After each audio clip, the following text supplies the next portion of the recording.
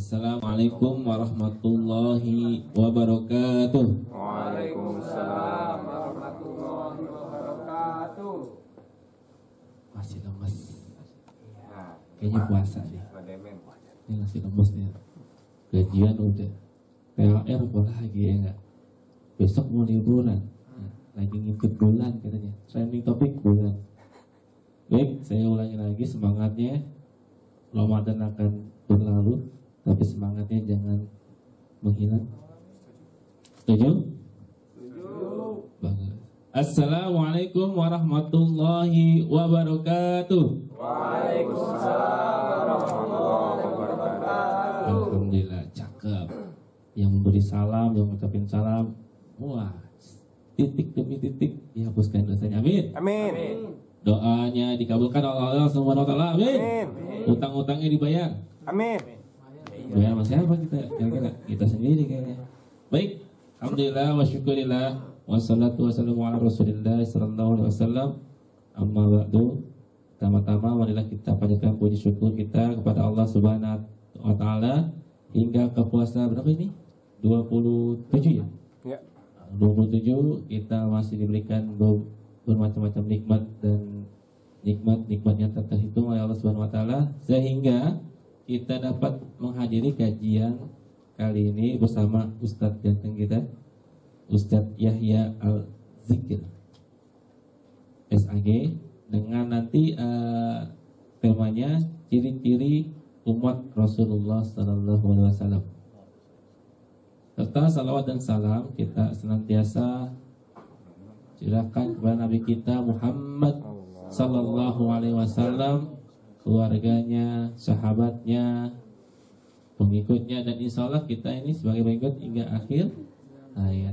Terima kasih bunda-bunda yang cantik datang menghadiri, ayahanda yang ganteng-ganteng dingin.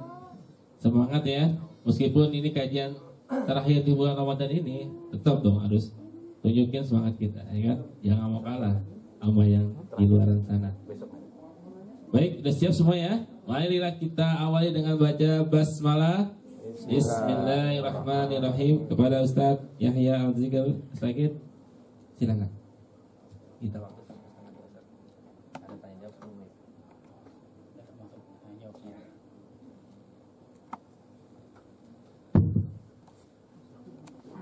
Assalamualaikum warahmatullahi wabarakatuh. Waalaikumsalam warahmatullahi wabarakatuh. Bismillah, alhamdulillah, salatan wassalaman ala sayyidina Muhammad Rasulillah wa ala alihi wa sahbihi wa mawalah, la hawla wa la quwwata illa billah. Ashhadu an la ilaha illallah wa ashhadu anna Muhammadan abduhu wa rasuluh. Allahumma salli wa sallim ala sayyidina wa nabiyyina wa syafi'ina wa maulana Muhammadin wa ala alihi wa sahbihi ajma'in. Allahumma salli ala sayyidina Muhammad wa ashghili zalimin bil zalimin. Allahumma salli ala sayyidina Muhammad wa ashghili zalimin bil zalimin wa ahrijna min bainihim salimin wa ala alihi wa sahbihi ajma'in. Hadirin jamaah yang dimuliakan Allah, bulan suci Ramadan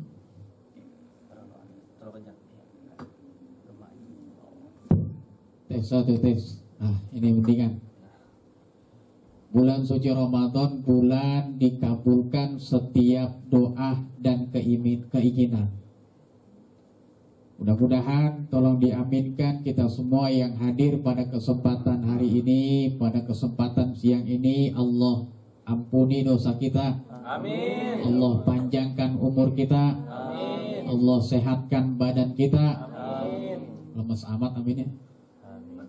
Allah kasih kita rizki yang berkah. Amin. Biar bisa ke Mekah. Amin. tawaf di Ka'bah, sa'i antara Safa dan Marwah, mabit di Muzdalifah, wukuf di Padang Arafah, lempar jumroh ula, wusta dan Aqabah, ziarah ke Madinah, ke makam Rasulullah, bisa pulang lagi ke rumah, kebeli sawah dan tanah, punya mobil mewah, punya rumah megah dan indah, punya keluarga sakinah mawaddah warahmah, punya anak soleh dan solehah, biar jadi ustadz dan ustazah, kemudian dia pada nikah, punya mantu lurah, mati husnul khotimah.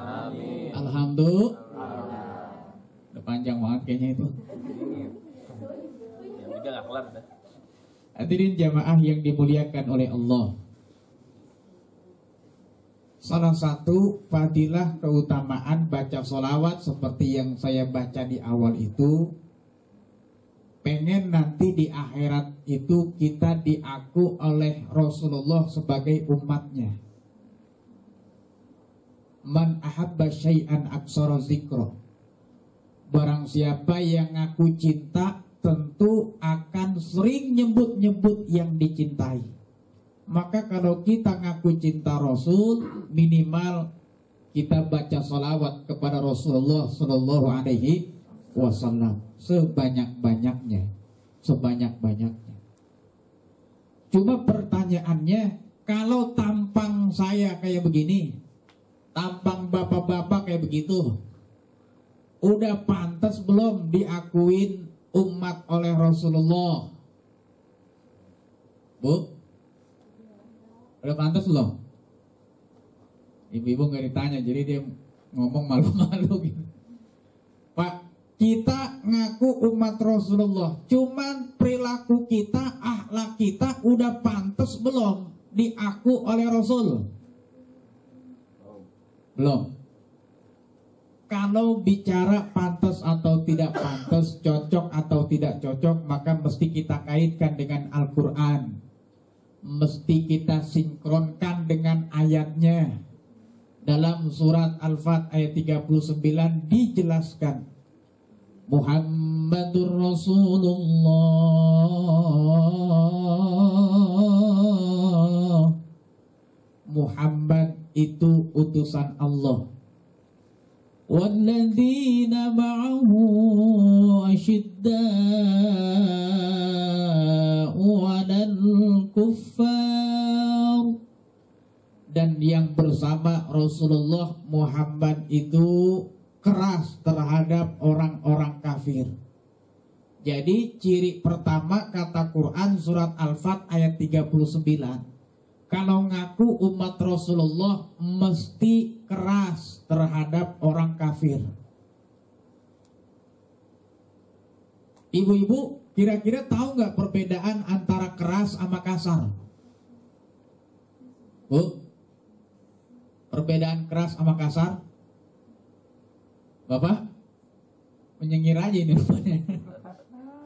Perbedaan keras sama kasar begini nih, misalnya Indonesia PSSI-nya permainannya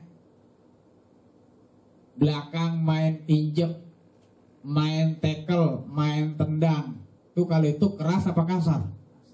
Kasar. Kalau kasar dapat kartu merah. Kalau keras Indonesia mainnya bagus, tackle-nya bersih, operannya cantik, lawan takut sama timnas Indonesia, itu namanya main keras. Atau dalam rumah tangga seumpamanya begini, ada suami yang ibunya bekerja di luar. Kata sang suami, "Mama, Papa izinkan Mama kerja di luar, tapi Papa enggak ridho andaikan ada sehelai rambut saja yang kelihatan sama orang lain." Artinya itu suami nyuruh istrinya berhijab. Kira-kira itu keras apa kasar? Itu keras. Itu keras. Beda dengan kasar. Kalau kasar itu disuruh nyobain sayur sama bininya. Ketika dicobain, keluar dah tuh yang namanya kebun binatang, dinosaurus, brontosaurus. Lo bego banget jadi bini, udah 25 tahun nikah masih aja yang namanya masak keasinan. Dasar bego, dasar tolol. Pulang lo ke rumah mak lo. Tuh kalau begitu kasar apa keras? Itu namanya kasar tuh begitu. Rumah tangga bisa hancur bu gara-gara kasar. Rumah tangga bisa hancur gara-gara kasar. Itu jamaah yang dimuliakan oleh Allah. Lalu kaitannya dengan agama apa keras sama kasar? Rasul pernah didatangin orang Yahudi. Itu kata orang Yahudi, ya Rasulullah, udah dah, kita jangan ribut mulu, jangan perang mulu. Mendingan kamu sehari ikut agama saya, sehari saya ikut agama kamu. Kan adil tuh. Kita nggak usah ribut, nggak usah perang. Sehari kamu ikut agama saya, sehari saya ikut agama kamu. Bagaimana ya Rasul? Kata itu orang Yahudi. Kemudian Allah menurunkan firman-Nya, surat Al-Kafirun. Qul ya ayyuhal kafirun la a'budu ma ta'budun wa la antum 'abiduna ma a'bud wa la ana 'abidum ma 'abadtum wala antum abiduna ma'abud lakum dinukum waliyadin.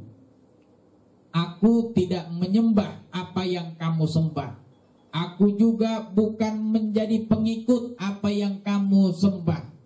Intinya lakum dinukum waliyadin. Bagimu agamamu, bagiku agamaku. Keras. Wala tankihul musyrikati hatta yu'minna. Jangan kamu nikahin perempuan musyrik hatta yu'minna, sampai dia menjadi muslim.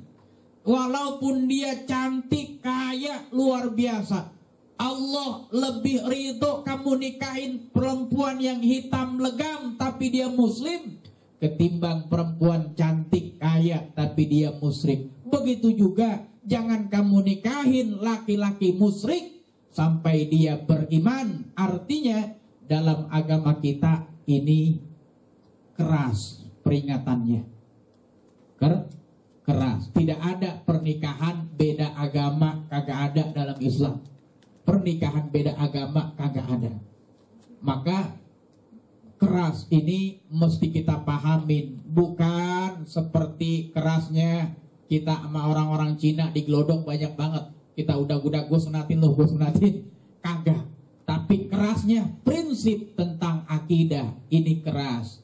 Dan orang-orang yang bersama Rasulullah Muhammadur Rasulullah walladzina ma'ahu asyidda'u 'alal kuffar, itu keras terhadap orang kafir. Ciri yang pertama. Ciri yang kedua, ruhama'u bainahum. Kalau ciri umat Rasulullah yang kedua dalam surat Al-Fat ayat 39 atau 49 kalau nggak salah. 39 ya Bu? 29. Yang kedua cirinya itu ruhama'u bainahum, saling kasih sayang di antara mereka. Itu ciri umat Rasulullah. Saling berkasih sayang di antara mereka, saling sayang menyayangi, saling kasih mengasihi. Jangan ada dendam, jangan ada hasud, jangan ada riya, jangan ada takabur. Harus saling kasih sayang antara sesama muslim. Jangan ada hasud, jangan ada benci, jangan ada dendam, jangan ada riya, jangan ada pamer. Ini mohon maaf, jinatul hayatud dunia, wanita itu sebaik-baik perhiasan dunia. Makanya perempuan paling demen sama yang namanya perhiasan. Bener apa kagak? Tuh, nyautnya kenceng bener. Perempuan paling demen sama yang namanya perhiasan. Gara-gara perhiasan kadang-kadang perempuan suka pamer. Nih mohon maaf, ada seorang yang dapat arisan 20 juta. Alhamdulillah. Beli emas ke pasar, dipakein di jari manis udah, ditelunjuk udah, di kelingking udah, di jempol udah, 5-5-nya dipakai. Dapat arisan 20 juta. Ke pasar Ciputat, kirain mah beli apaan? Beli jengkol. Beli beli jengkol. Kata orang Betawi mah obat nafsu makan tuh. Obat nafsu makan. Kalau ibu-ibu kan biasanya kalau ke pasar, ke warung belanja kan ditunjuk ya. Ditunjuk gak? Itu berapa duit bang, toge? Ini gara-gara dia baru pakai emas gitu, 5 jari dipakai, bukan 2 jari. Dia kagak nunjuk, begini nunjuk kan. Bang, itu jengkol berapa duit kilo? Berapa duit kilo? Kata tukang jengkol, sombong banget nih ibu-ibu, sombong banget. Baru pakai cincin 5 jari udah sombong. Kata tukang jengkol, bang, po, sekarang itu jengkol sekilonya 75.000 rupiah. Nyengir baik kagak mingkem-mingkem. Emang kenapa itu dia nyengir baik tukang jengkol? Dia pengen nunjukin giginya emas semua. Dia pengen nunjukin giginya emas semua. Tuh, perempuan kadang-kadang suka pamer, suka ria masalah perhiasan. Mohon maaf, kadang-kadang waktu belum pakai perhiasan diajak ngaji. Minah, ngaji yuk. Ada Minah di sini? Lilis ada Lilis. Nggak ada ya. Kalau ada ya saya ganti namanya, kagak enak saya. Minah ngaji yuk. Ayo. Lagi belum beli perhiasan. Pas sudah beli perhiasan, Minah ngaji yuk. Digoyang-goyangin. Insya Allah, insya Allah, insya Allah. Emang kenapa digoyangin? Pengen nunjukin di lengannya ada gelang baru, gelang emas. Minggu depan diajak lagi, Minah ngaji yuk, rombongan. Digerakin lagi yang kiri. Insya Allah, insya Allah, insya Allah. Lah emang kenapa digerakin yang kiri? Ternyata pengen ditunjukin di gelang kirinya udah ada emas baru. Ada kan ya gelang emas ya? Ada ya? Ada. Enggak puas di tangan, di kaki. Di kaki ada kan? Ada gelang kaki. Minah ngaji yuk. Kata dia kalau kemarin melancang banget, karama kata dia diinjek-injek kaki begini. Insya Allah, insya Allah. Maksudnya apa itu? Pengen nunjukin di kakinya ada gelang kaki. Kiri kanan dipakein. Niru bapak-bapak sekarang pakai bacan, liontin. Pakai liontin. Saya juga bingung kadang-kadang udah pakai jilbab kenapa emasnya ada di luar begitu ya? Emang kenapa itu naruhnya begitu? Minah ngaji yuk. Begitu diajak ngaji dia goyang-goyang. Insya Allah, insya Allah. Udah kayak goyang dumang jadinya. Pengen nunjukin di kalungnya ada liontin. Jinatul hayatud dunia, wanita sebaik-baik perhiasan dunia. Maka wajar wanita amat cinta banget sama perhiasan. Maka ruhama ubainahum, kita harus kasih sayang di antara sesama manusia.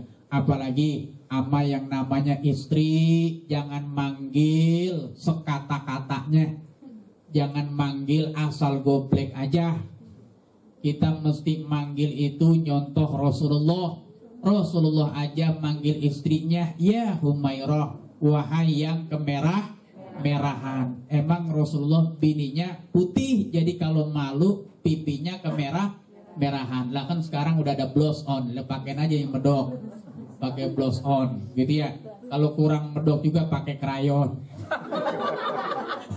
Pakai krayon. Tuh, ya Humairah, wahai yang kemerah-merahan. Karena perempuan itu diciptakan dari tulang rusuk laki-laki.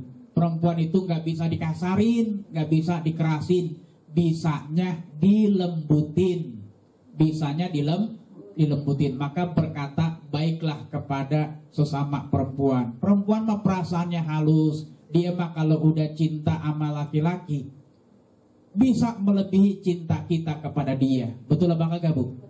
Betul. Kalau kita udah cinta, cintailah perempuan, cintailah wanita. Maka dia akan membalas cinta yang lebih besar dari yang kita punya. Itu yang namanya perempuan. Maka kalau kita lihat di dalam lingkungan masyarakat, dalam kehidupan nyata, banyak orang perempuan yang ditinggal mati suaminya kagak nikah lagi. Itu banyak. Banyak gak? Banyak. Pok kan masih muda, kenapa gak nikah lagi? Cinta gua udah habis buat abang lu. Hati gua kayaknya udah terisi penuh sama cinta abang lu. Gak ada yang lain, tempat yang lain. Makanya kalau perempuan suaminya meninggal, sedihnya beneran. Sedihnya beneran, Pak? Beneran. Kalau laki-laki ditinggal mati anak, sedih nggak? Sedih. Ditinggal mati emak, sedih nggak? Sedih. Ditinggal mati istri, sedih apa girang? Sedih apa girang? Sedih. Cuma kadang-kadang sedihnya kagak seperti perempuan. Kalau perempuan mah bener-bener sedih mendalam. Lah kalau laki-laki mah lagi istrinya dimasukin ke liang lahat, nangis, nangis. Kata Pak RT, udah orang mati jangan ditangisin, doain. Makin kencang nangisnya orang laki. Kata Pak RT, udah jangan ditangisin, udah ada gantinya di belakang. Mana? Mana? Orang laki seperti itu. Bener? Bener gak, Pak? Baik. Iya, kadang-kadang orang layak terakhir tinggal keluarga sama anaknya nih. Orang udah kagak ada yang layak, tinggal dia sama keluarga besarnya. Kuburan bininya dilangkain. Kata anaknya, Pak, kenapa kuburan emak dilangkain? Kata emak, lu kalau gua mau kawin lagi, langkai dulu mayat gua. Ya gua langkain. Tuh begitu. Jamaah yang dimuliakan Allah, harus saling kasih sayang antara suami istri. Kalau dari bahasanya udah mesra, itu level. Setelah mesra namanya sahdu. Setelah sahdu naik level namanya rindu. Jadi mesra itu bisa timbul dengan kita manggil dengan panggilan yang bagus-bagus. Yang manis siapa yang punya? Yang punya, yang bertanya, kan begitu. Yang tampan siapa yang punya? Kata bininya, yang punya, yang bertanya. Tuh, kamu milikku, asik. Aku milikmu. Itu udah mesra. Kalau udah mesra naik level namanya syahdu. Bila kamu di sisiku, hati rasa syahdu. Satu hari tak bertemu, hati rasa rindu. Setelah syahdu jadinya rindu. Sekian lama aku menunggu untuk kedatanganmu. Ditinggal baru sehari 2 hari udah kangen luar biasa. Tapi kalau rumah tangga berantem mulu, ditinggal seminggu, apa kata bininya? Biarin baik, yang lama dikit juga nggak apa-apa, yang resek lagi pergi. Gitu. Tuh, yang resek lagi pergi. Maka ruhama ubainahum, harus saling kasih sayang di antara kita nih, harus saling hormat menghormati, harga menghargai, jaga perasaan, jangan saling hasut, saling dengki. Kalau bisa saling mendoakan, ruhama ubainahum. Ciri umat Rasulullah itu ruhama ubainahum yang kedua. Yang ketiga, dalam surat Al-Fat ayat 29 dijelaskan, yabtaguna fadlan minallahi waridwana. Betul ya, Bu? Yang baca Quran, tarohum ruka'an sujjadan apa? Bismillahirrahmanirrahim. Yabtaguna fadlan minallahi waridwana. Ya ntar gak apa-apa, terbalik ntar saya undin ya. Lupa-lupa ingat nih. Yang ketiga, ciri umat Rasulullah itu diantaranya apa aja yang dilakuin, apa aja yang dikerjain hanya mengharapkan ridho Allah, hanya mengharapkan ridho dari Allah. Maka ibu bapak yang dirahmati Allah, semua yang kita lakukan mesti berdasarkan keinginan mengharap ridho Allah. Kita kerja dari jam 8 mungkin sampai jam 4. Bagaimana caranya ini kerja biar dapat pahala? Maka ketika berangkat kerja, niatin berangkat kerja, ya Allah, saya beribadah, mencari rezeki, mengharap ridhomu. Di setiap langkah kita, di setiap tingkah laku kita, di dalam kerjaan 7 jam, 8 jam, insya Allah dihitung lagi ibadah. Karena memang diniatin untuk ibadah. 60 tahun umur kita, kata Imam Ghazali, kalau sehari kita tidur 8 jam, maka 25 tahunnya kurang lebih digunakan buat tidur doang. Buat tidur doang. Maka bagaimana caranya biar tidur ini nilai ibadah? maka ngambil wudhu, baca doa, falak, binas, baca sholawat dan lain sebagainya. Niatin, ya Allah saya tidur mengharap ridhomu, memenuhi hak tubuh saya untuk istirahat. Niat bangunin saya ya Allah tahajud, kalau memang kagak bangun bonus dari Allah. Mungkin kita terlalu capek di siang hari, tapi karena kita udah niat, dihitung lagi sedang tahajud, karena diniatin ibadah. Ibadah itu ada dua macam. Ada ibadah yang pakai duit, ada ibadah yang gak pakai duit. Kalau ibadah yang pakai duit, caranya bagaimana biar ikhlas mengharap ridho Allah? Ibadah yang pakai duit, contohnya apa kira-kira? Zakat, haji, nyantunin yatim, ngisi tromol dan lain sebagainya, itu pakai duit. Bagaimana caranya ibadah yang pakai duit ini biar ikhlas? Ibu bapak mohon maaf, kita mesti mencontoh orang yang buang air besar. Orang yang buang air besar. Di rumah punya spiteng kan semuanya? Punya nggak? Punya, pasti punya. Pernah nggak ngitung-ngitung berapa liter kencing kita di spiteng? Pernah nggak Bu? Kagak pernah. Pak, pernah nggak ngitung berapa kilo kita di spiteng? Pernah nggak? Kagak pernah. Karena siang ini ada pertanyaan seperti ini, ntar sore pulang mau dihitung kagak? Kagak juga. Berarti itu ikhlas, Pak. Berarti itu ikhlas. Segala sesuatu yang udah kita keluarin, segala sesuatu yang udah kita nafkahin di jalan Allah, jangan dihitung-hitung, apalagi diingat. Ingat, itu ikhlas. Tapi kenyataannya di masyarakat terkadang ada orang yang nulis hamba Allah 1 juta rupiah, diumumin di masjid, telah terima infak sodakoh dari hamba Allah 1 juta rupiah. Kata tuh yang nulis hamba Allah, nyolek temannya, lo tahu nggak yang hamba Allah itu siapa? Itu gua tuh. Itu gua sengaja biar nggak dibilang riak begitu. Tuh ada yang seperti itu. Kadang-kadang nyumbang karpet, mau pilkada nyumbang karpet, mau pemilihan legislatif, begitu kagak kepilih diambil lagi karpetnya. Ada yang seperti itu, ada yang seperti itu. Umumin gua amal di masjid, kalau nggak diumumin gua kagak bakal ngamal lagi di masjid. Ada yang seperti itu, ada.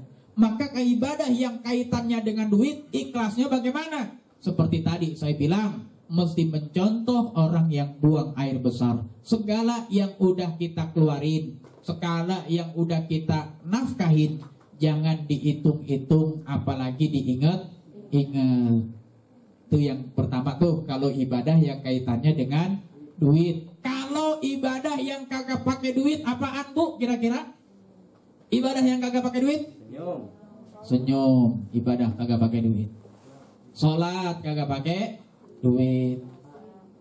Puasa kagak pakai duit. Baca Quran kagak pakai duit. Ini bagaimana caranya biar ikhlas ibadah yang kagak pakai duit nih? Kita mesti mencontoh pengembala kambing. Apa hubungannya sama pengembala kambing?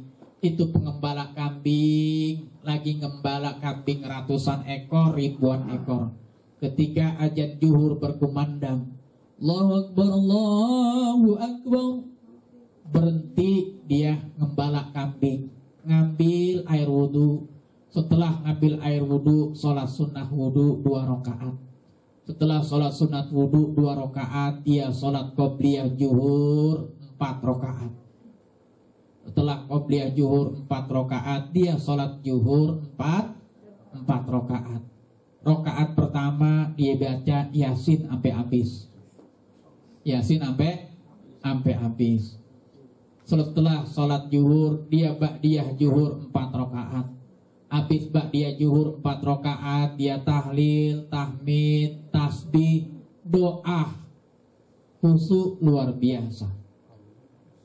Ini jamaah yang dimuliakan Allah. Andai kata kita yang jadi pengembala kambing, andai kata kita sang pengembala kambing, sholat kita bagus, rawatib kita banyak, zikir kita banyak, doa kita khusyuk, kita jadi pengembala kambing, sholat begitu bagus, sempurna. Ada nggak keinginan pengen dipuji sama kambing? Ada nggak? Ada nggak, Bu? Ya kali gue sholat, gue lama-lamain, gue paseh-pasehin biar gue dipuji sama kambing. Begitu nggak? Itu ikhlas. Itu ikhlas. Segala yang kita lakukan hanya mengharapkan pujian dari Allah Subhanahu wa Ta'ala. Itu ikhlas. Orang lain mau muji kita nggak ngaruh. Orang lain mau nyanjung kita nggak ngaruh. Orang lain mau ngalamin kita nggak ngaruh. Manusia kagak punya surga. Manusia nggak punya surga. Nggak ngaruh orang memuji kita, nggak ngaruh. Begitu juga ibu bapak, mohon maaf, orang lain ngomongin kita nggak ngaruh, jangan didengerin. Orang lain caci maki kita nggak ngaruh. Orang lain ngomongin kita kagak ngaruh. Itu orang kagak punya neraka. Betul nggak? Manusia tidak punya surga, tidak punya neraka. Enggak ngaruh pujian dan cacian manusia. Yang penting mah yabtaguna fadlan minallahi wa ridwana. Segala yang saya lakukan hanya mengharapkan ridho dari Allah Subhanahu wa Ta'ala. Hanya mengharapkan ridho Allah Subhanahu wa Ta'ala. Itu yang ketiga. Yang keempat, tarahum ruka'an sujada. Ketukar berarti ayatnya saya bacanya. Tarahum ruka'an sujada. Yang ketiga, yang keempat berarti kalau ngaku umat Rasulullah itu harus mau ruku, harus mau sujud. Artinya kalau ngaku umat Rasulullah mesti mau melaksanakan sholat. Tuh, jangan sampai ada anak kita yang kagak sholat. Jangan sampai ada keluarga kita yang kagak sholat. Ibu kalau punya anak kagak sholat subuh, bangunin. Pakai bahasa yang bagus, nak, bangun. Kalau nggak bangun juga cubit. Kalau nggak bangun juga siram pakai air. Siram pakai air, digayung, jangan disobrak, jangan ditetesin dikit-dikit. Masa iya dia bangun? Emak jahat banget, orang lagi tidur disiram. Justru gua sayang sama lu, gua kagak mau lu masuk neraka. Warajulun la ya'malu ahlahu wa waladahu bi ta'atillah wa yu'allimahum amrodini. Seorang bapak, seorang ibu yang punya anak-anaknya nggak sholat didiemin, anaknya nggak puasa, kasihan nanti perutnya sakit. Justru dari kecil tuh anak dilatih buat puasa. Walaupun sahur sama kita jam 12 dia buka, boleh dia makan, lanjutin dalam rangka apa? Melatih perutnya. Jadi pada saat umur 8 tahun, 9 tahun dia udah terbiasa. Kalau perlu kasih reward, kasih hadiah. Nah, kalau kamu puasa pol 1 bulan, nanti ayah beliin sepeda, nanti ayah beliin apa kek yang bikin dia semangat. Namanya juga bocah, kadang-kadang mesti dieneng-enengin. Itu seperti itu. Kalau andai kata anak kita nggak sholat, didiemin aja sama kita nih, anak kita nggak sholat, biarin aja. Anak kita nggak puasa, biarin aja. Anak kita nggak ngaji, biarin aja. Wa yu'allimahum amrodini. Orang tua yang seperti itu bukan sayang sama anaknya, bahkan dia tidak sayang sama dirinya sendiri. Karena apa? Orang tua yang anaknya nggak sholat didiemin, orang tua yang anaknya nggak puasa didiemin, orang tua anaknya nggak ngaji didiemin, dia yang pertama kali akan dilemparkan ke dalam neraka jahanam. Na'udzubillah min. Jadi emang apa hubungannya? Kagak amanah dia punya anak, kagak amanah dia punya anak. Ibu bapak yang dirahmati Allah, dalam hadis sering disebutkan, udah paham, udah ngerti kita. Ada seorang yang pengen masuk surga, di kaki kanannya tinggal kaki kiri mau melangkah ke surga. Tapi sama anak jadi stop. Saya nggak setuju orang tua saya masuk surga. Kamu siapa? Saya anaknya. Kenapa orang tua kamu masuk surga? Nggak boleh.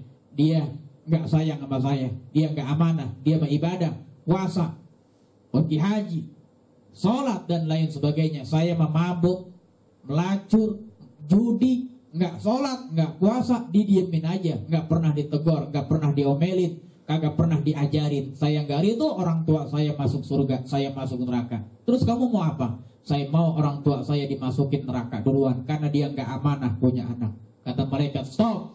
Jangan masukin dia ke surga, lemparin dulu dia ke neraka. Anak titipan Allah. Seperti halnya sekarang banyak orang yang mudik, Kita yang kagak mudik dititipin, nih mobil gua kagak pakai, nih motor gua kagak pakai, lu pakai aja, lu pakai, gua mau mudik, gua naik pesawat, naik kereta. Ini motor, nih mobil lu pakai, silakan, nitip sama tetangga. Begitu kita balik dari kampung, mobil kita udah pada penyok, udah pada ringsek. Lah kira-kira kita yang selaku yang punya marah apa kagak? Begitu juga Allah, ini anak milik Allah, suci, bersih, kagak ada dosa. Begitu diambil dalam keadaan ringsek, ancur-ancuran, yang ditanyain siapa? Yang dititipin. Kita nih yang dititipin. Anak mah bukan buatan kita, bukan buatan kita. Anak buatan Allah Subhanahu wa ta'ala. Anak buatan Allah. Lah kita mah kagak bisa buat, kagak bisa buat. Kita mah cuman gasrak-gusruk doang. Anak mah buatan Allah Subhanahu wa ta'ala. Kagak bisa kita bikin anak. Buktinya ada orang yang nikah 5 tahun, mohon maaf, belum punya anak. 10 tahun belum punya anak. 15 tahun belum punya anak. Ada yang belum nikah udah punya anak. Tuh, artinya apa? Anak memang hak prerogatif Allah.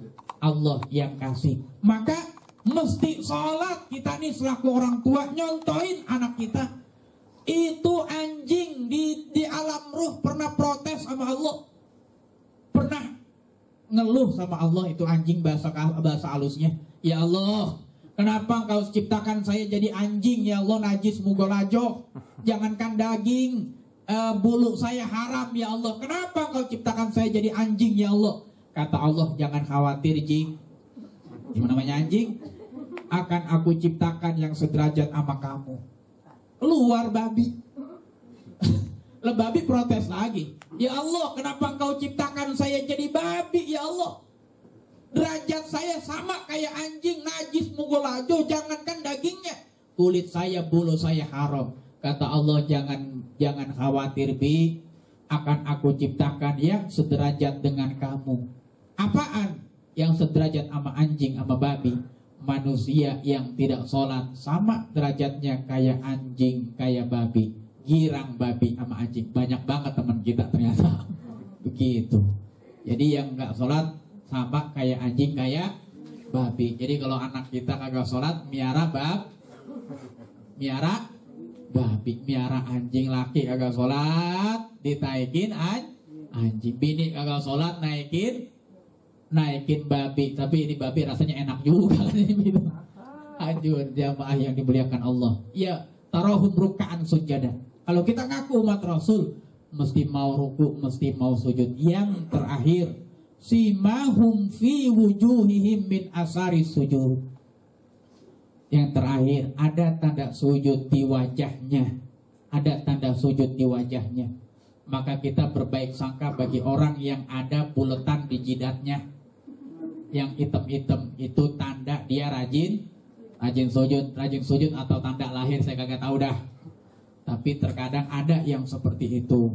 Dan yang paling utama, tanda bekas sujud itu bisa dilihat nanti di akhirat.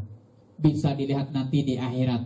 Ada manusia yang wajahnya melebihi bulan purnama. Ada manusia wajahnya melebihi sinar matahari. Tapi ada manusia yang wajahnya gelap gulita, melebihi batu kelam hitam legam sekalipun.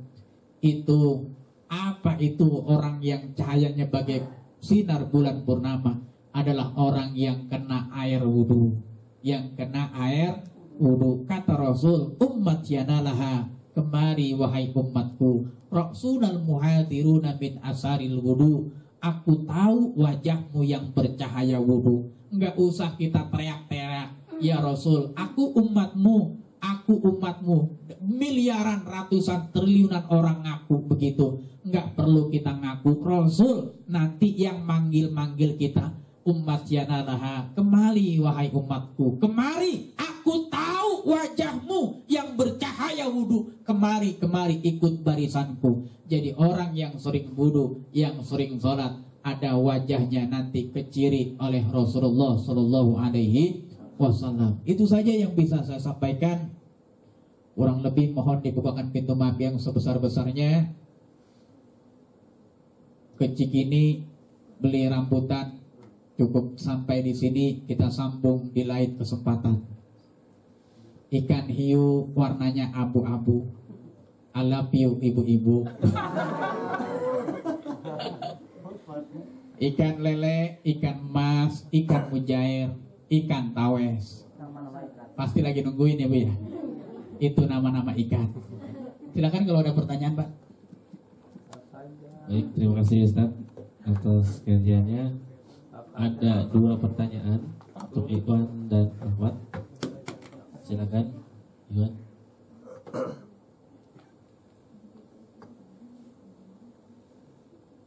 Ada Iwan?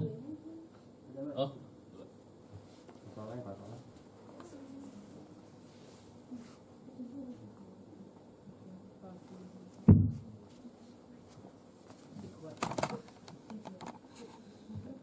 Assalamualaikum warahmatullahi wabarakatuh.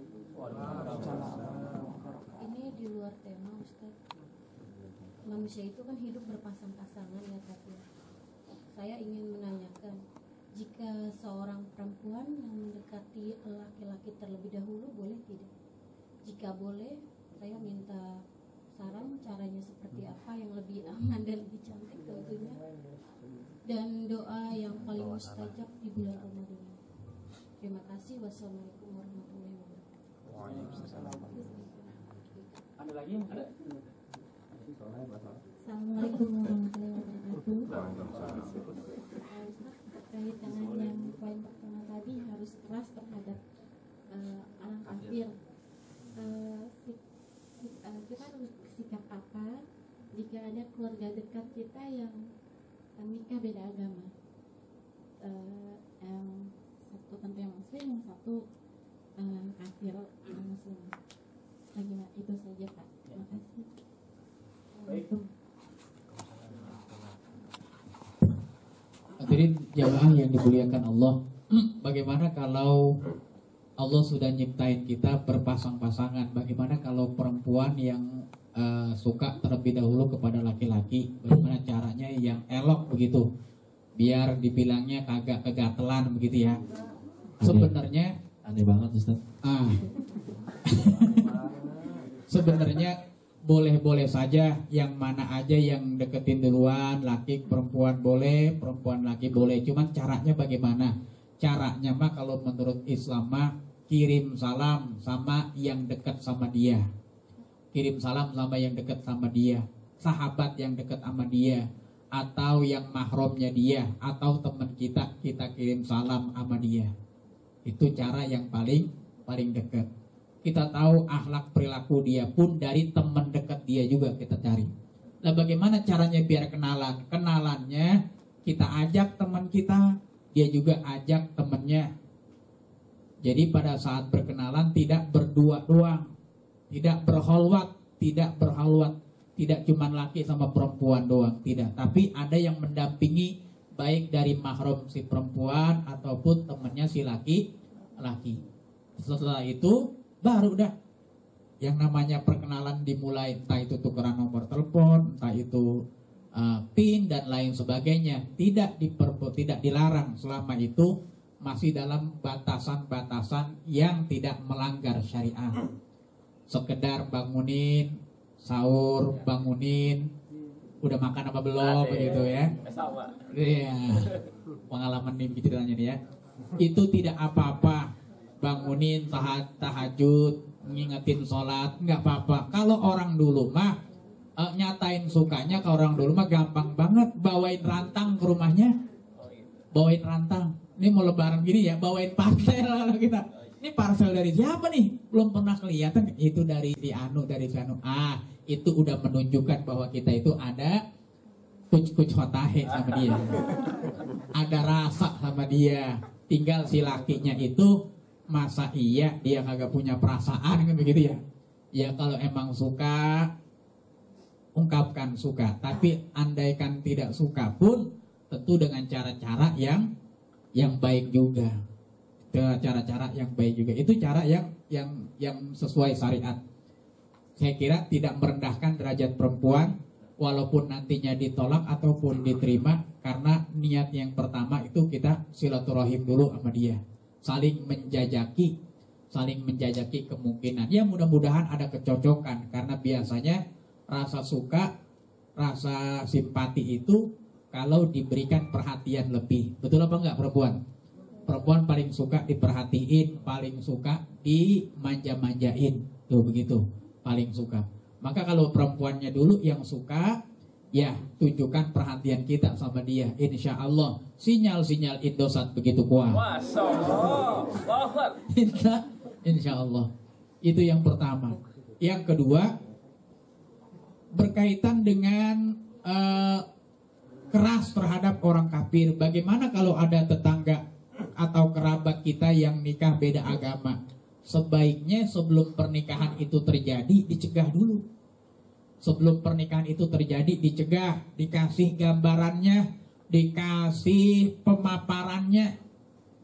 Kalau memang dia ternyata tidak dengerin omongan kita, udah dikasih dalilnya, udah dikasih pemaparannya, tapi ternyata dia nekat juga menikahi yang beda agama, kita jangan memutuskan silaturahim sama dia.